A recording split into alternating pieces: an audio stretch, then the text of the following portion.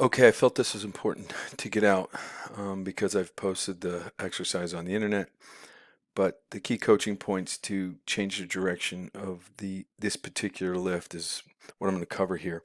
I'll cover the setup, the key points for executing the lift, and why it's specific for changing directions. So I'm going to slide this over and we'll go to the lift itself. So what we have here for the setup is basically you can see that there's a weight pin coming out of the rack, and what we're doing here is we put let's say a pad where you put your foot on for rear foot elevated squats, and we have a harness belt right around the hips. And what the athlete's doing here is they're pushing extremely hard to mimic change of direction.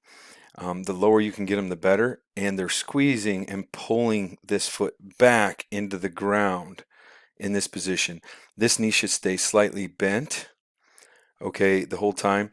I would have the foot a little externally rotated here during that time. So they're pushing and using their glutes, squeezing their big toe, driving sideways, because this is a change of direction. We're trying to mimic that. And let me show you here. With that being said, what we have here is you can see this was a quick, I just brought this video in quick, change of direction. You can see that position the athlete's in, if not close. I mean, you'll never get it exactly close. I know this athlete could swing his foot in a different angle, but this is a one take scenario. And what you'll see is that position come into play extremely fast. And you can see how he pushes, pulls his weight back underneath him, and not too bad for a 16-year-old.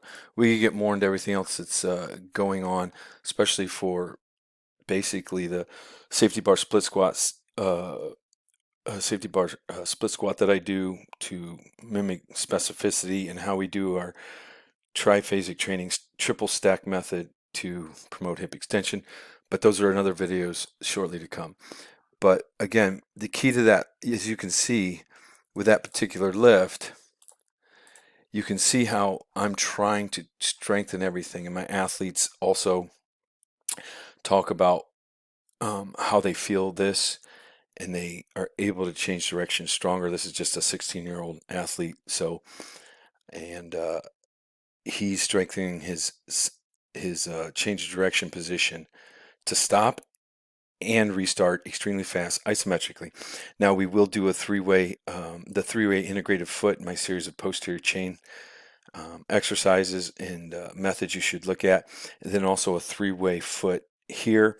And like I said before, the integrated toe reflex, the glute toe reflex, this toe should be pushing into the ground extremely hard.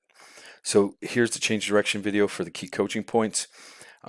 This is by far one of the best instant change of direction lifts that I've ever seen.